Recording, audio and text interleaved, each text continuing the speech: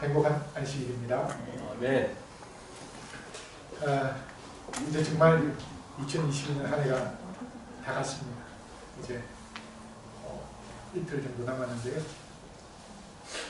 목사님께서 그 연말에 이 기도주일 낭독문을 저보고 하나 날 잡아서 하라고 하셔가지고, 그래서 저는 어떻게 하면 됩니까? 이렇게 물으니까 이거 읽으면 된다 그러시더라고요. 그래서 아이고 이게 왠지 그냥 이게 그저 먹는 거다 이거 생각만 읽으면 그렇게 생각을 하고, 그 화요일부터 우리 장로님들 김신 집사님 이렇게 하신 거 유튜브 진짜 다 올리신 거 그거 보니까 아니 이것만 읽으시는 게 아니에요. 아니 좋은 말씀도 막 이렇게 하시고 아이고 큰일 났다 이거.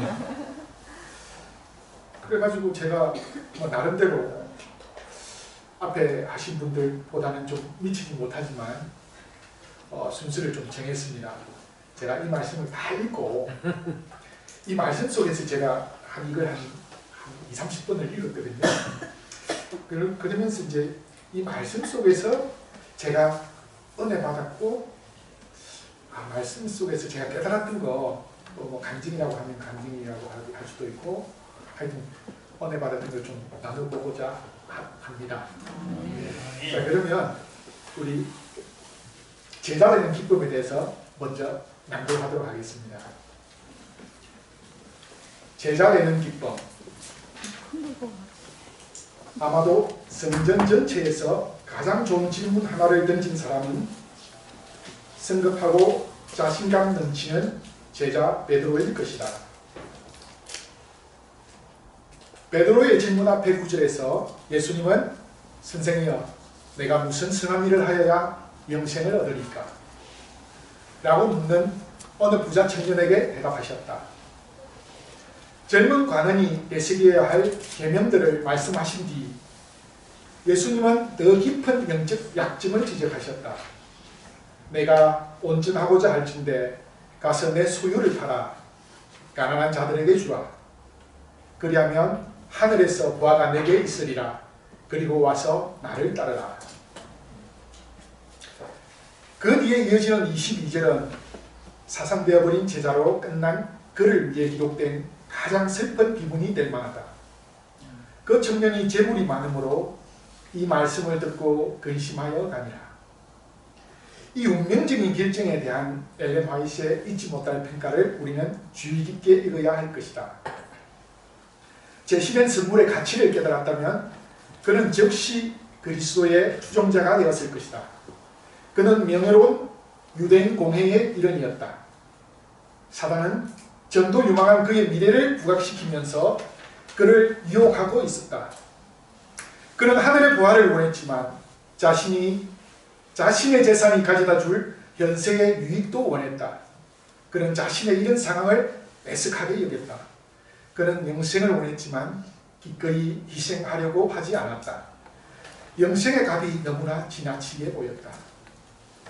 슬픔에 잠긴 젊은 관원이 물러나자 예수께서는 제자들에게로 눈을 돌리시고 천년이 넘는 세월이 지난데도 여전히 우리를 놀라게 하는 말씀을 하셨다. 내가 진실로 너희에게 이르노니 부자는 천국에 들어가기가 어려우니라. 다시 너희에게 말하노니 낙타가 바늘기로 들어가는 것이 부자가 하나님의 나라에 들어가는 것보다 쉬우니라. 그렇다면 누가 구원을 얻을 수 있으리까? 제자들은 몹시 놀랐다. 그때 얼굴이 붉어진 베드로가 다른 어떤 제자도 감히 묻지 못한 것을 이렇게 물었다. 보소서, 우리가 모든 것을 버리고 주를 따라 싸운데 그런즉 우리가 무엇을 얻으리까? 이렇게 질문한 베드로를 비난할 수 있을까? 마태복음 16장 24절에서 누구든지 나를 따라오려거든 자기를 부인하고 자기 십자가를 지고 나를 따를 것이니라고 말씀하셨던 예수님은 제자도의 대가에 대해서 자주 말씀하셨다. 알다시피 제자가 되려면 대가를 치러야 한다. 그 대가는 치를 만한 가치가 있는가? 대답은 그렇다이다. 예수님의 제자가 되려는 이들, 즉 예수님과 함께 시간을 보내면서 예수님처럼 되는 가정에 빠져들고자 하는 이들이 얻게 될 5가지의 기쁨을 소개한다. 첫째, 목적 있는 삶의 기쁨. 마태복음 16장 25절에서 예수님은 자신을 따르기로 선택한 모든 제자에 대해 분명하게 예언하셨다. 누구든지 제 목숨을 구원하고자 하면 잃을 것이요 누구든지 나를 위하여 제 목숨을 잃으면 찾으리라. 자신이 창조된 목적을 찾지 못하는 것보다 인생에서 더 큰 슬픔이 있을까? 여기서 예수님은 목숨을 바쳐 자기를 섬기는 사람들은 원하는 삶을 얻게 될 것이라고 약속하신다. 사람을 낚는 어부가 되는 것도 그런 삶의 일부이다. 목적이 있는 삶은 기쁨의 삶이다. 아멘. 조건 없이 받아들여지는 기쁨. 내가 부모님을 가장 존경하는 이유 중 하나는 나에게 실망할 때도 부모님은 나를 기꺼이 용납하고 사랑하신다는 것이다. 부모님의 도량이 아무리 넓어도 나를 받아주시면 예수님의 사랑과는 비교할 수가 없다. 예수님은 아버지께서 내게 주시는 자는 다 내게로 올 것이요 내게 오는 자는 내가 결코 내어쫓지 아니하리라 고 말씀하셨다. 있는 그대로 오라. 조건 없이 받아주시는 예수님으로 인해 기쁨을 느껴보았는가. 예수님의 제자가 되면 개나를 경험하는 이유는 그분께서 조건 없이 받아주시기 때문이다. 그리스도와 하나님과 친구가 되는 기쁨. 예수님과 관계를 맺으며 동행할 때 우리는 우주의 하나님과 교제를 시작하게 되며 그 교제는 여러 유익이 따른다. 이제부터는 너희를 종이라 하지 아니하리니 종은 주인이 하는 것을 알지 못함이라. 너희를 친구라 하였노니 내가 내 아버지께 들은 것을 다 너희에게 알게 하였습니다. 우주의 모든 지혜와 능력이 예수님과 우정을 맺는 모든 제자에게 주어진다. 이것은 근심극적으로 가득 찬 제자에게 평안을 가져다 주는 기쁨이다. 치유의 힘과 회복의 기쁨. 전염병과 위험이 만연한 세상에서 이 기쁨만으로도 예수님과 동행할 가치가 있다. 바로 지금 그분은 우리에게 수고하고 무거운 짐진 자들아 다 내게로 오라. 내가 너희를 쉬게 하리라고 말씀하신다. 예수님은 우리에게 죄의 무거운 멍에 대신 자신이 원하는 멍에를 제공하신다. 그분께서는 이렇게 약속하신다. 너희 영혼이 쉼을 얻으리라. 내 멍에는 쉽고 내 짐은 가벼움이라. 이 아름다운 약속에 대해 엘렌 하이트는 이렇게 기록했다. 주님은 자신의 유산에 대해 결코 잘못된 평가를 내리지 않으신다. 그분은 자신과 함께 일하는 사람들을 평가하신다. 그분의 명예를 짊어질 때 그들 자신과 하나님의 사업을 위해 무익했던 투쟁을 포기할 때 그들은 평화와 안식을 얻을 것이다. 자신의 연약함과 결점을 깨닫게 되면 그들은 하나님의 뜻을 즐겨 행할 것이다.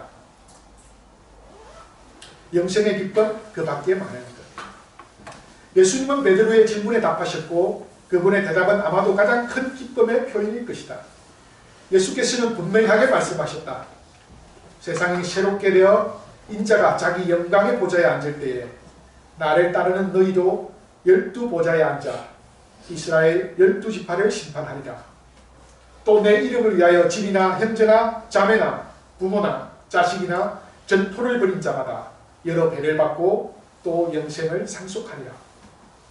우리를 자신의 형상으로 변화시키신 분과 함께 모든 참된 제자가 영원히 총치하게 될 날이 머지않아 이럴 것이다. 그것은 말할 수 없이 영광 넘치는 기쁨이 될 것이다. 아멘. 감사합니다. 이거 뭐 다 해서도 한 10분 나가는데요. 제가 이 이후에 말씀드리는 내용들을 여러분들이 호응이 좋으면 짧게 끝내겠습니다. 호응이 안 좋으면 좀 더 길게 시간을 좀 해가지고 좀 지루하게 하겠습니다. 제가 이 말씀 주신 이 말씀들을 여러 번 읽으면서 그 치유의 힘과 회복의 기쁨 앞에 잠시만 올려주시겠습니까? 예. 여기에 보니까 이런 내용이 있어요. 수고하고 무거운 짐진 자들아 다 내게로 오라. 내가 너희를 쉬게 하리라. 아멘. 자, 수고하고 무거운 짐진 자들 예수님께 가면 예수님께서 다 쉬게 해주신대요. 다 짐을 내려놓겠죠. 그런데 그 밑에 조금 내려가면 내 멍에는 쉽고 내 짐은 가벼움이라. 또 이렇게 말씀을 하셨어요. 그래서 제가 갑자기 순간적으로 예수님께 가도 다 내게 놓지는 않는 것 같다. 조금은 우리가 들고 있는데 그거는 좀 쉽고 가벼운 것 같다. 또 이런 느낌이 들더라고요. 그래서 내 멍에는 쉽고 내 짐은 가고 이게 남겨져 있는 이 내 멍에와 내 짐이 뭔가. 그래서 가만히 생각을 좀 해봤습니다. 여러분 멍에가 뭔지 아시죠? 네? 네. 소요 이 목 뒤에 여기다가 이렇게 나무로 이렇게 약간 부러진 V자처럼 생긴 이걸 갖다가 여기에 올려놓고 여기에 줄을 매달아서 쟁기를 끌게 하거나 뭐 우마를 끌게 하거나 그런 겁니다. 이게 올려놓으면 아주 무거워요. 그런데 이 멍에는 소 자신이 올리지 않습니다. 소가 내가 멍에 올려야지 하고 올리지 않습니다. 그리고 이 멍에는 주인이 내게 주기 전에는 또 소가 이렇게 풀기도 힘들어요. 이렇게 풀기도 힘들어요. 그래서 이 멍에는 우리 삶에 이게 무슨 걸 의미하는 걸까 생각해 보니까 이 멍에 자체가 우리가 태어나고 살고 하는 모든 인생의 삶의 무게더라고요. 아버지가 되면 아버지의 무게, 그리고 우리 교회의 집사님이 되면 그 집사가 메어야 할 멍에의 무게, 그리고 장로가 되면 장로의 무게. 이게 멍에더라고. 내가 메고 싶다고 해서 막 멜 수도 없고, 그렇다고 내가 오늘 당장 벗어버리고 싶어도 벗어버릴 수 없고, 회사에서도 직책에 따라서 매는 멍에의 무게가 있잖아요. 간혹 이 멍에를 사람들은 어떤 특권으로 생각하는 사람들이 있어요. 내가 지금 멍에가, 예를 들어서 만약에 소가 이 멍에를 쥐고 내는 이제 특권이야. 이 멍에는 내가 당신들보다 주인들보다 높은 특권이야. 이렇게 하고 막 주인이 쟁기를 이렇게 하고 해도 자기가 특권이라 하고 안 가면 어떻게 되겠어요? 소가 안 가면. 네? 네, 집사님. 책찍을 맞지요. 맞습니다. 책찍을 맞아도 안 가면요. 네? 한우 되는 거예요. 한우 소금이 되는 거죠. 우리 사람한테 매여진 이 멍에도 이 멍에를 멍에라고 내가 매야 될 멍에라고 생각하지 않고 특권이라고 생각하면 어떻게 되느냐 하면 가정이 깨집니다. 아버지가 내가 가장이야. 자식들을 억누르고 자기 와이프를 하고 자기 뜻대로 안 된다고 하면, 예를 들어서 대통령이 짊어진 어깨 멍에가 내 특권이야. 나는 마음대로 할 수 있어. 그래서 백성들을, 국민들을 사지로 몰아였고 전쟁을 일으키고 나라 끝장나는 거죠.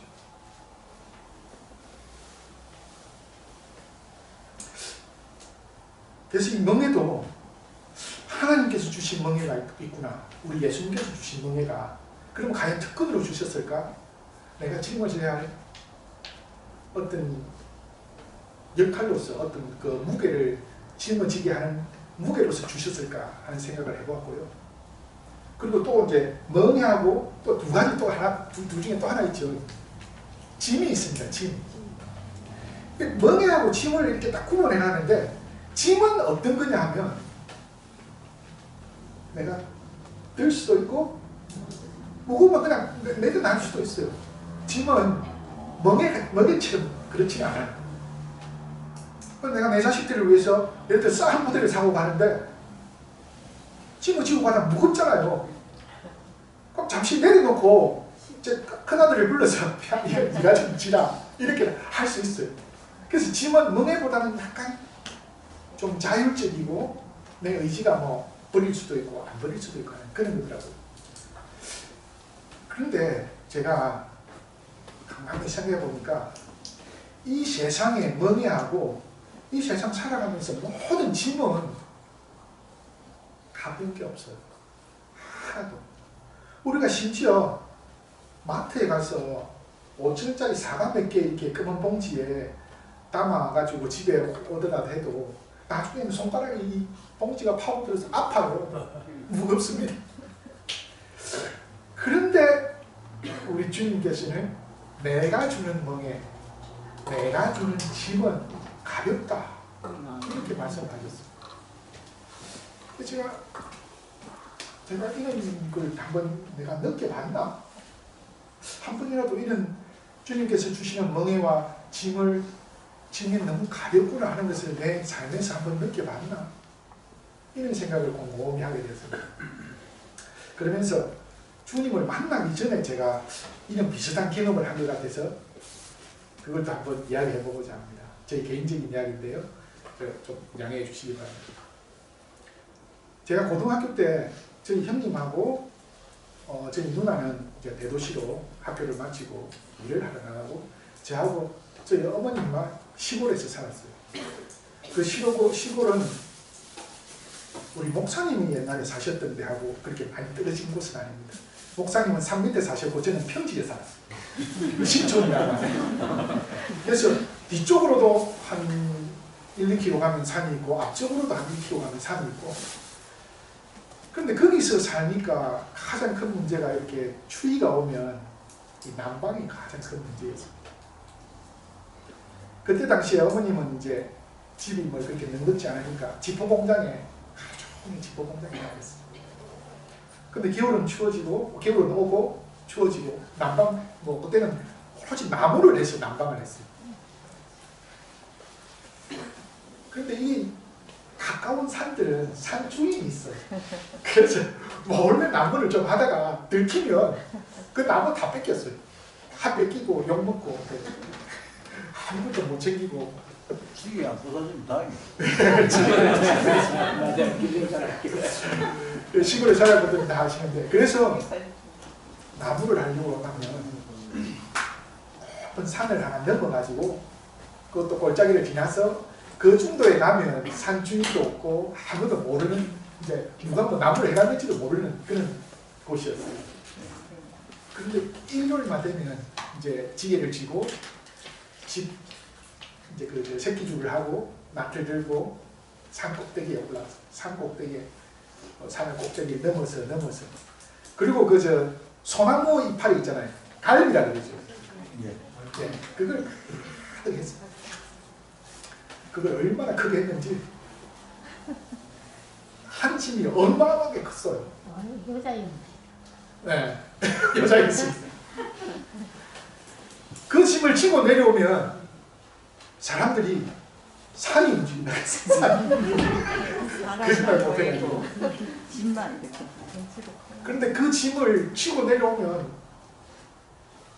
산을 약간 올라서 그 가파른 산길을 내려와서 또 들판을 가로질러서 집에까지 오는데 온 막 몸이 땀이 막 젖었어요. 온 몸이.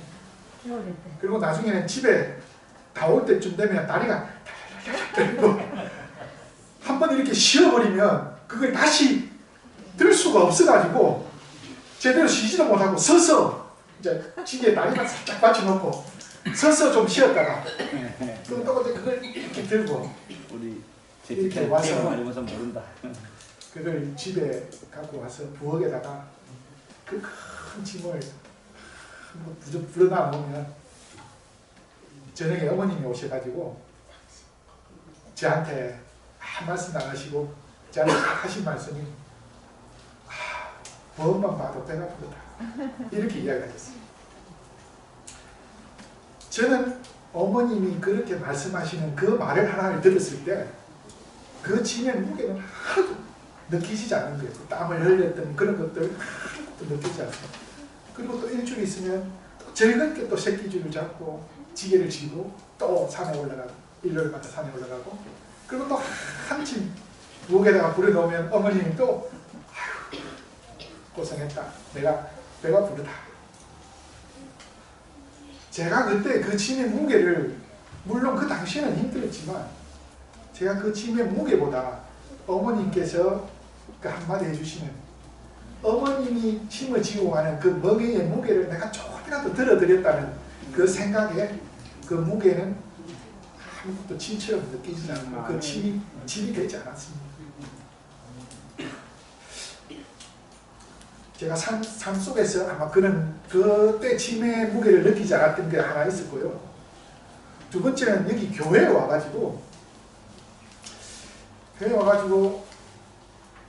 한 몇 년 전, 지금 코로나 전이었으니까 코로나 전 2, 3년 전에 교회에서 이렇게 모든 여집사님들이 밥을 하시잖아요.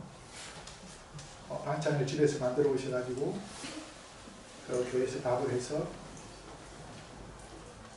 그러고 나서 이제 밥을 다 드시고 나면 그 식기를 일일이 또그 몇 분들이 이렇게 식기를 다 하시고 그런 모습을 보니까 제가 너무 고생하신다, 너무 고생하신다 그런 마음이 차 있었어요. 근데 뭐 어떻게 해야 될지 그분들을 제가 어떻게 도와줄 줄 모르고 막 그렇게 하고 있는 와중에 우리 임남동 집사님이 홍 집사, 우리가 이 집사님 좀 도와주자. 우리가 다른 건 못 도와줘도 설거지는 좀 해주자. 이렇게 말씀을 하시더라고요. 그래서 아이고 좋습니다. 그러면 이것도 뭐 강제로 하지 말고 그냥 하고 싶은 분만 발로피아해서 그냥 지원자만 해서 좀 도와줍시다. 그러고 나서 그때부터 이제 이 설거지를 하기 시작했어요. 그런데 그 설거지를 할 때마다 이제 설거지가 끝나고 나면 다들 아이고 고생했다, 뭐 아이고 수고했습니다, 아이고 감사합니다 이렇게 이제 다들 이렇게 해주시는 거예요. 그러면서 또 어떤 분은 이제 그만하라고 그만하라고.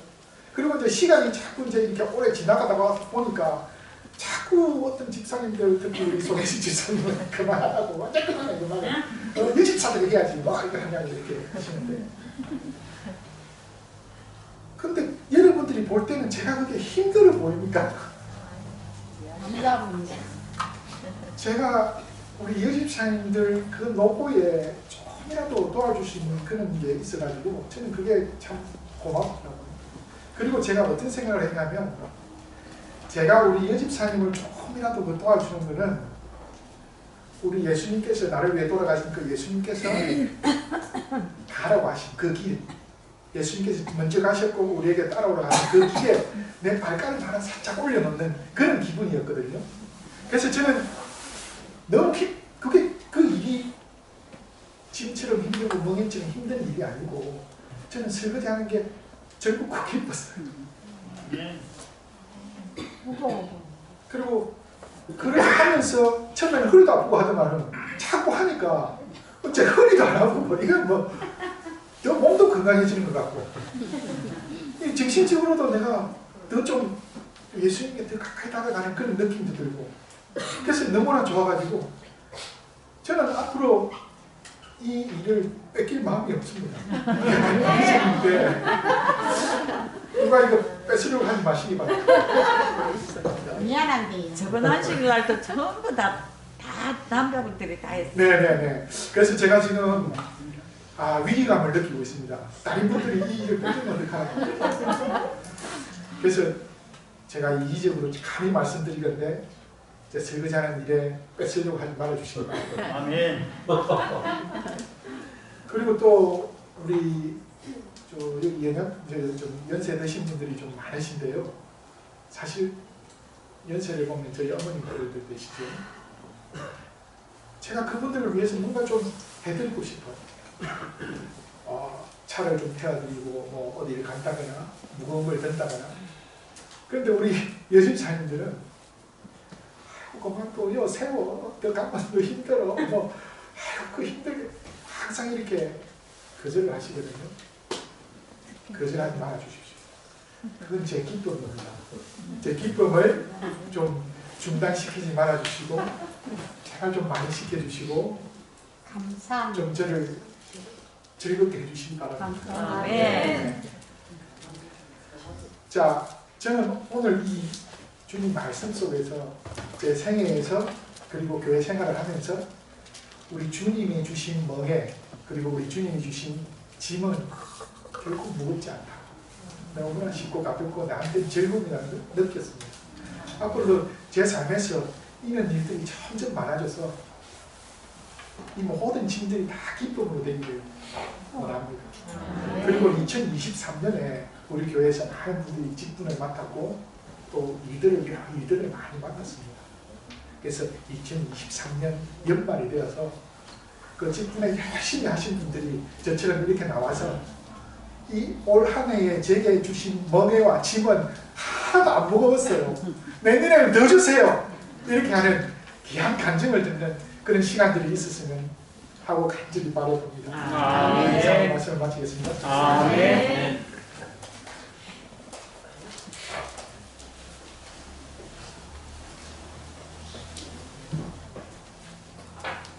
네, 귀한 기도의 말씀 감사합니다.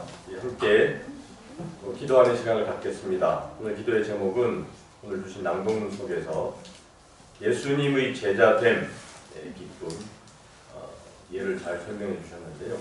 그것이 때로는 우리에게 멍에나 짐으로 다가올 수도 있지만 우리 예수님의 제자됨의 기쁨이 우리 인생의 가장 큰 기쁨이 될 수 있도록 간절한 마음으로 기도해 주시고요. 또 두 번째로는 각 여러분들의 가정에 신앙과 믿음을 위하여, 특별히 아직 교회를 나오지 않는 우리 가족들을 위하여 이 시간 간절히 기도해 주시기를 부탁을 드리고요. 또 가족들이 다 나오시는 분들은 우리 친척들, 또 주변 이웃들을 위해서 기도해 주시면 감사하겠습니다. 그리고 세 번째로 내년에는 우리의 믿음이 더욱 성장하는 한 해가 될 수 있도록 한 10분간 간절한 마음으로 개인 기도하는 시간을 갖도록 하겠습니다.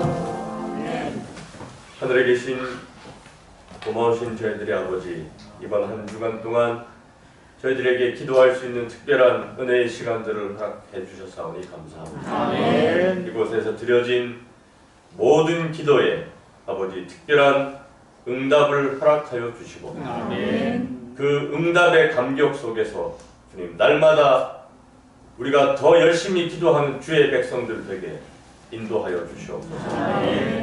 이제 한 해를 보내고 새해를 맞이하게 됩니다.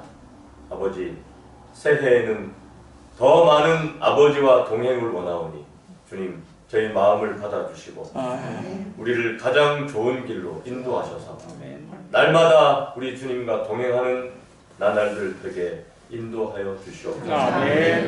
머리 숙인 모든 당신의 백성들 새롭게 결심하고 세운 모든 계획들 위에 복 주시고 또 형통한 길로 인도하여 주셔서 내년에는 감사만이 넘치는 아름다운 교회 되게 인도하여 주시옵소서.